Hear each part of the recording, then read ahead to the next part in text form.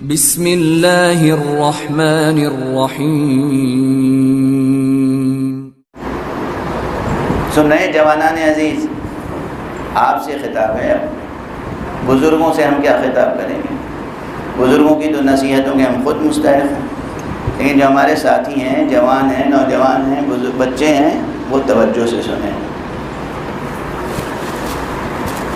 اور بزرگ بھی اس لحاظ سے ضرور سنیں کہ ان کے لیے تذکر ہے، یاد دہانی ہے، اور کوئی کمی زندگی میں رہ گئی ہے تو اسے دور کیا جا سکتا ہے۔ حق سبحانہ و تعالیٰ نے پہلے فرمایا کہ ہم نے بلا شک بے شبہ ہم نے انسان بنی آدم کو، بنی آدم، یہ لفظ بنی آدم محفوظ رکھیے گا، بنی آدم کو عظمت عطا کی، اور اس کے بعد پھر ایک بات کہی، وَحَمَلْنَاهُمْ فِي الْبَرِّ وَالْبَحْرِ، اور ہم نے بر و بحر میں، خشکی اور تری میں، یعنی اس پورے عالم ہستی میں، اس کائنات میں ہم نے اس کا بار اٹھایا۔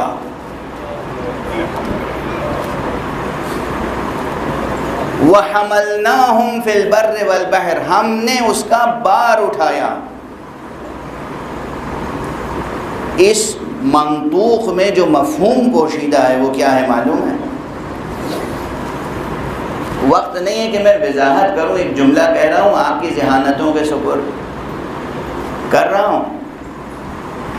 حق سبحانہ و تعالیٰ جب یہ فرمائے کہ ہم نے عظمت بخشی اور ہم نے بار اٹھایا، اس کے معنی ہے کہ یہ بات ذہن نشین ہو جائے کہ انسان کی عظمت کا ایک راز یہ ہے کہ اس کا بوجھ، اس کا بار، اس کا وزن سوائے حق تعالیٰ کے کسی اور پر نہیں ہونا چاہیے۔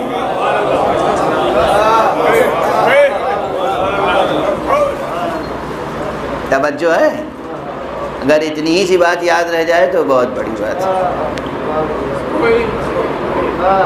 بجز حق سبحانہ و تعالی ہم میں سے کسی کا کسی بھی اعتبار سے کسی اور پر بوجھ نہیں ہونا چاہیے۔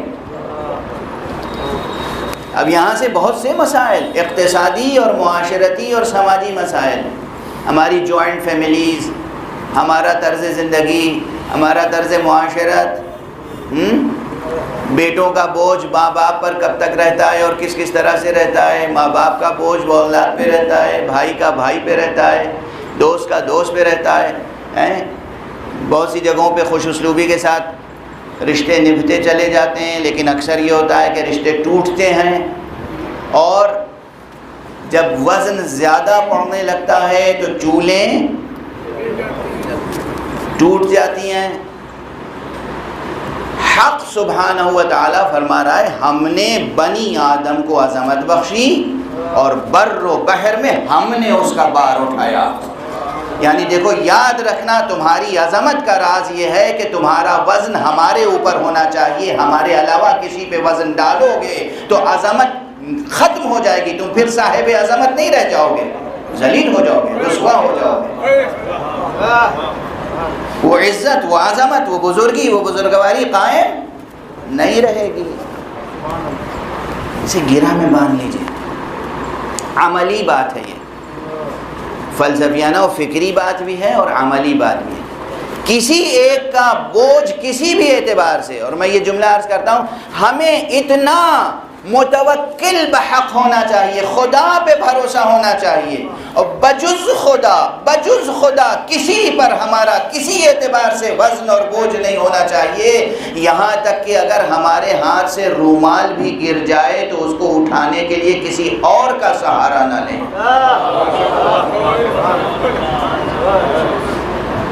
کسی اور پہ بوجھ نہ بنے، وزن نہ بنے۔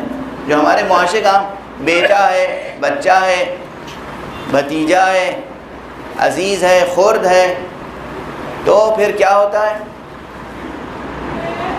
ہم بیٹھے ہوئے ہیں، بیٹا ذرا پانی پلا دو، بیٹا ذرا چائے پلا دو، بیٹا ذرا سا یہ کام کر دو، بیٹا ذرا سا وہ کام کر دو۔ معلوم بیٹے کا کام کچھ ہے ہی نہیں، غلام سے بدتر ہے۔ آپ کو معلوم ہے پیغمبر اکرم صلی اللہ علیہ وسلم اور اہل بیت اطہار علیہ الصلوۃ والسلام نے فرمایا ہے اکرموا اولادکم، اللہ اکبر، کرمنا ہی کے روٹ ورڈ سے ہے یہ، اکرمو، احبو نہیں۔ اولاد کی محبت تو فطری طور پر ماں باپ کے دل میں پائی جاتی ہے، اکرمو، اپنی اولاد کا اکرام کرو، یعنی احترام کرو، ان کا احترام کرو۔ اکثر ہمارے معاشرے میں اور سماج میں یہ ہے کہ بزرگ چھوٹوں سے اپنا احترام چاہتے ہیں، لیکن بزرگ چھوٹوں کو احترام دینا جانتے ہی نہیں ہیں۔ یہ ارشاد نبوی ہے اپنے چھوٹوں کا، بچوں کا، اولادکم اکرموا اولادکم، اپنے اولاد کا اکرام کرو، عزت کرو، ان کی احترام کرو، اکرام کرو۔ کیوں اکرام و احترام کرو؟ اولاد ہونے کی حیثیت سے تمہارا جزو وجود ہیں، تمہارا ثمرہ وجود ہیں، تمہاری آرزو، تمہاری تمنا، سب کچھ وہ ہے اولاد، اس لحاظ سے تمہیں اس سے محبت تو ہے، مگر یہ انعام الہی ہے، خدا کی عطا ہے، خدا کی ہر عطا احترام اور قدر شناسی چاہتی ہے۔ اکرموا اولادکم،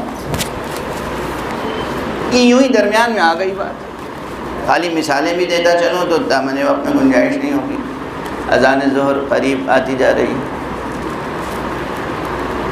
تو ایک چیز یاد رکھیں، کسی بھی اعتبار سے، اسے آج کہاں نوٹ کریں گے؟ ڈائری میں، دل پہ، لوح دل پہ، صفحہ ذہن پہ لکھ لیں۔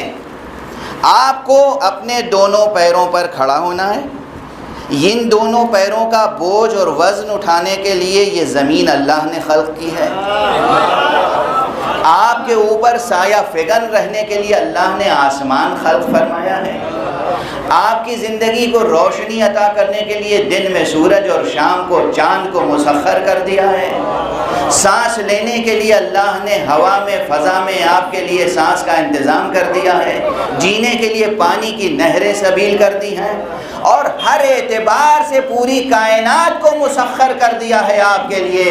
اس لیے آپ بجز حق سبحانہ و تعالی کسی پر اپنا بار نہ ڈالیں، کسی بھی اعتبار سے بوجھ وزن نہیں ڈالنا ہے، آپ یہ طے کر لیں۔ بوجھ نہ ڈالنا اور بار نہ ڈالنا، اس کے معنی یہ نہیں کہ آپ ہر ایک سے تمکنت سے پیش آئیں، غرور سے پیش آئیں، تکبر سے پیش آئیں، نہیں، تکبر اور غرور کے بغیر عاجزی سے پیش آئیں سب سے، مگر جو چاہے کہ آپ اس پر بھروسہ کریں، آپ کا یہ بھروسے کے لیے تم سے بڑی ذات موجود ہے، حق سبحانہ و تعالیٰ کی ذات۔ دوسرا رکن، آیت ذرا آگے، ابھی یہاں بہت سی بحثیں ہیں، اب ظاہر سی بات ہے صرف اگر وَحَمَلْنَاهُمْ فِي الْبَرِّ وَالْبَحْرِ، اور ہم نے بنی آدم کا بار اٹھایا ہے بر و بحر میں، اس میں کتنی جہتیں ہیں، اگر اس پہ گفتگو ہو تو کافی وقت چاہیے۔ اب بار اٹھانے کے لیے بس ذہن میں یہ آتا ہے سواری، حضور صلی اللہ علیہ وآلہ وسلم کے زمانے میں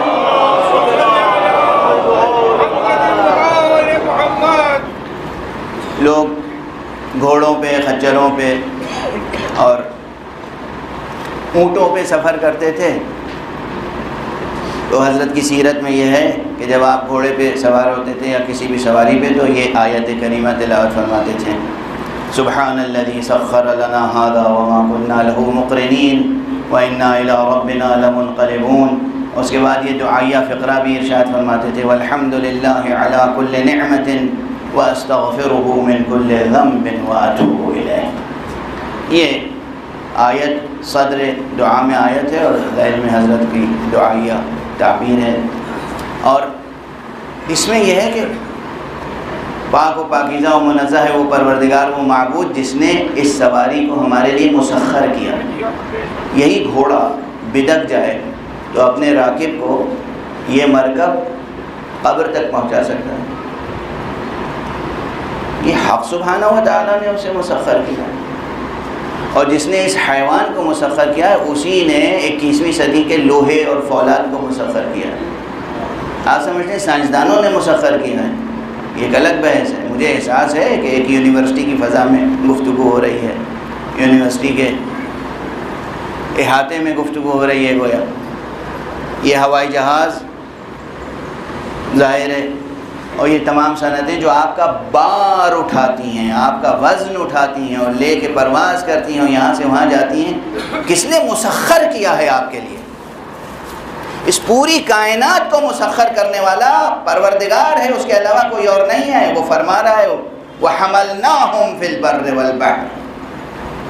اور بہت سے جہات و جوانب ہیں جن پہ گفتگو کی جانی چاہیے، مگر ظاہر ہے کہ وقت میں گنجائش نہیں ہے. سوالات چھوڑ کے جا رہا ہوں، سوچتے رہیے گا. دوسرا رکن، اس کے بعد فقرہ آیا کہ وَرَزَقْنَاهُمْ مِنَ الطَّيِّبَاتِ. لقد کرمنا بنی آدم، ہم نے بنی آدم کو کرامت بخشی. اس کے بعد کیا کہا؟ وَحَمَلْنَاهُمْ فِي الْبَرِّ وَالْبَحْرِ. ہم نے بر و بحر میں ان کا بار اٹھایا. پھر کیا فرمایا؟ وَرَزَقْنَاهُمْ مِنَ الطَّيِّبَاتِ. اور ہم نے پاکیزہ رزق عطا کیے. اس کے معنی یہ ہیں کہ عظمت انسانی اور عظمت بشری اور عظمت و کرامت و شرافت و بزرگواری بنی آدم کا ایک اہم رکن، ایک اہم ستون یہ ہے کہ اس کا رزق پاکیزہ ہو.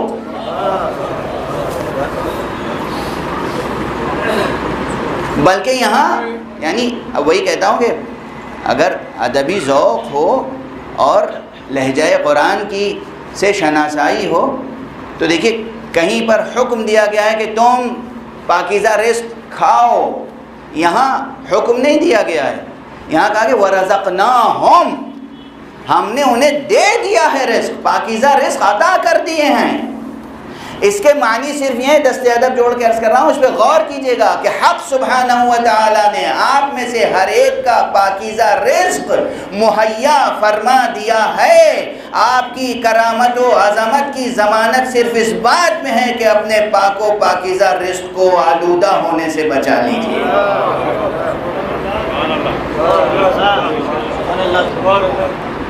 آلودہ نہ ہونے دیجیے، اس میں حرام اور نجس کی آمیزش نہ ہو جائے. تو یہ دو چیزیں، آپ کا بار ہر اعتبار سے ذات حق سبحانہ و تعالی پر ہو، آپ کا رزق پاکیزہ ہو. اگر یہ دو چیزیں بھی ہیں نا تو آپ کی عظمت انسانی کو کوئی چیلنج کرنے والا پیدا نہیں ہو سکتا. اور اگر رزق آلودہ ہے، رزق پاک نہیں ہے، رزق میں نجاست یا حرمت شامل ہے، اگر آپ کا بوجھ کسی اور پر ہے تو آپ کبھی سرفراز نہیں ہو سکتے، سر اٹھا کے نہیں چل سکتے.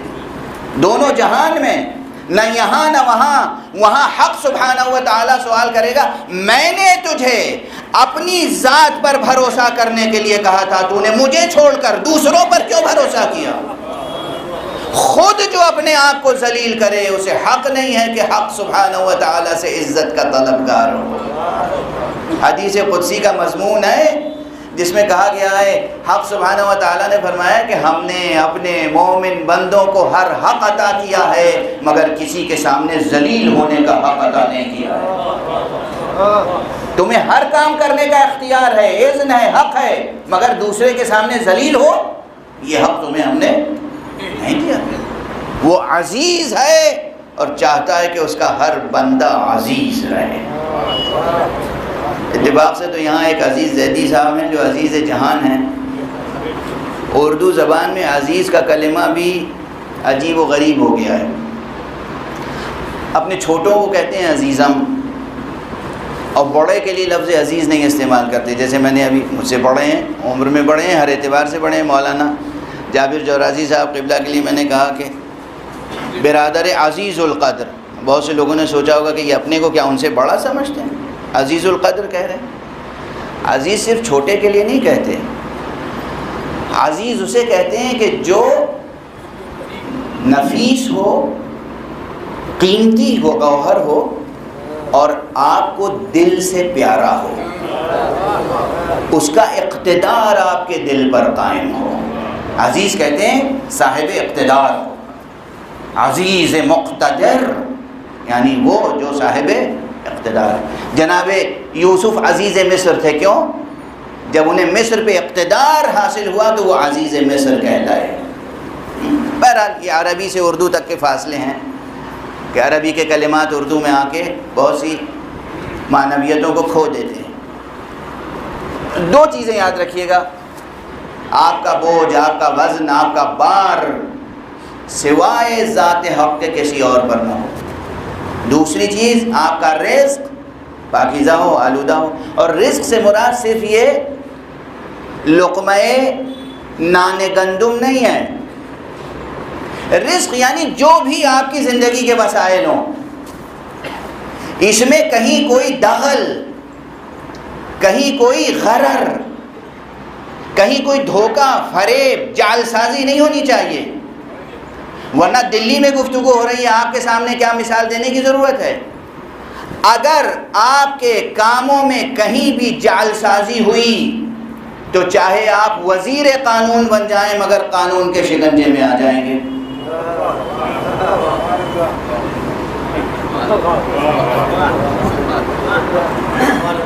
کوئی اور نہیں، وزیر قانون۔ قانون ہوتا ہے معاشرہ انسانی کے اقدار کی حفاظت کے لیے، اور اس نظام کی حفاظت کے لیے وزیر ہوتا ہے، لیکن اگر اس کی بھی سند میں کہیں خلل ہے، نظام میں کہیں خلل ہے، کہیں کوئی جعل سازی ہے، کہیں کوئی کھوٹ ہے، کہیں کوئی خلل ہے، رزق اگر پاکیزہ نہیں ہے تو پھر پناہ ملنے والی نہ اس دنیا میں ہے نہ اس دنیا میں۔ یہ دو ارکان عظمت انسانی یاد رکھیے گا، عظمت بنی آدم۔ اور پھر آخر آیت میں فرمایا گیا وَفَضَّلْنَاهُمْ، اور ہم نے بنی آدم کو فضیلتیں عطا کی، عَلَىٰ كَثِيرٍ مِّمَّنْ خَلَقْنَا، جو کچھ ہم نے خلق کیا ہے ان میں سے بہت سی چیزوں پر فضیلت عطا کی، اور ایسی فضیلت عطا کی، وَفَضَّلْنَاهُمْ عَلَىٰ كَثِيرٍ مِّمَّنْ خَلَقْنَا تَفْضِيلًا، ایسی فضیلت عطا کی کہ جو فضیلت عطا کرنے کا حق تھا، یعنی ہم نے جب فضیلت عطا کی ہے تو ایسی عطا کی ہے کہ وہ فضیلت زائل ہونے والی نہیں ہے۔ ٹھیک ہے، اللہ جب کسی کو فضیلت دے، عزت دے، آبرو دے تو اس سے کوئی سلب نہیں کر سکتا۔